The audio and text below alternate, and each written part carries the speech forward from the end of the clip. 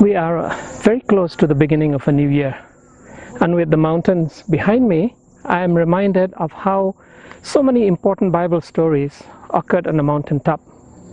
There was Abraham's sacrifice of Isaac on Mount Moriah. There was the contest between Baal and Yahweh led by Elijah on Mount Carmel. The transfiguration of Jesus on Mount Tabor. The meeting between God and Israel on Mount Sinai. Mountaintops have a certain evocative image. They remind us of the higher things of life. In the words of the psalmist, when I look up to the hills, when I look up to the mountains, where does my help come from? My help comes from God. You see, mountains tend to draw us upwards. Not just the physical gazing to look up towards the top of a mountain, but in doing so we are forced to look skywards to God Himself. You see, so much of human life we are looking down. We're looking at the road, we're looking at things around us. We are driven by the little things of life. But when you are on top of a mountain, all those little things become really small. And suddenly life takes on a different perspective.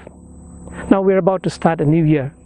And in a sense, it is another mountaintop. We don't know what's going to happen in 2019. There are so many political and economic conditions that worry so many people. Trade wars, physical wars, emotional distress, people who are unsure if the new year is really going to be happy at all.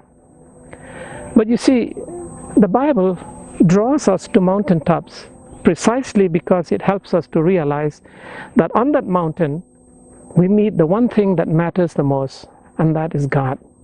And with God in our lives, regardless what happens in the new year, it will always be a mountaintop experience.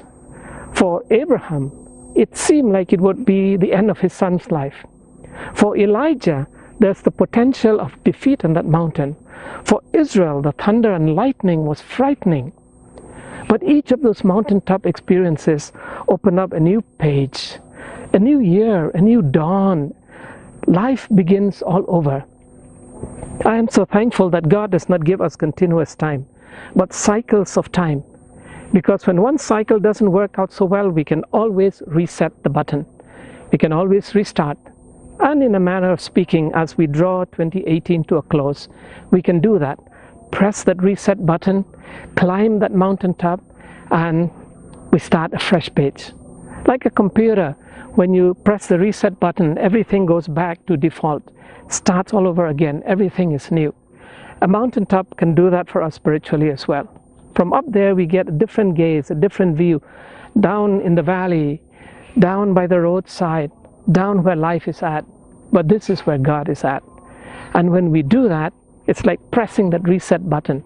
Everything goes back to where it should be. We get a brand new start. And I wish you all a really very good 2019. A happy new year, and God bless. Climb your mountaintop. Press that reset button. God bless.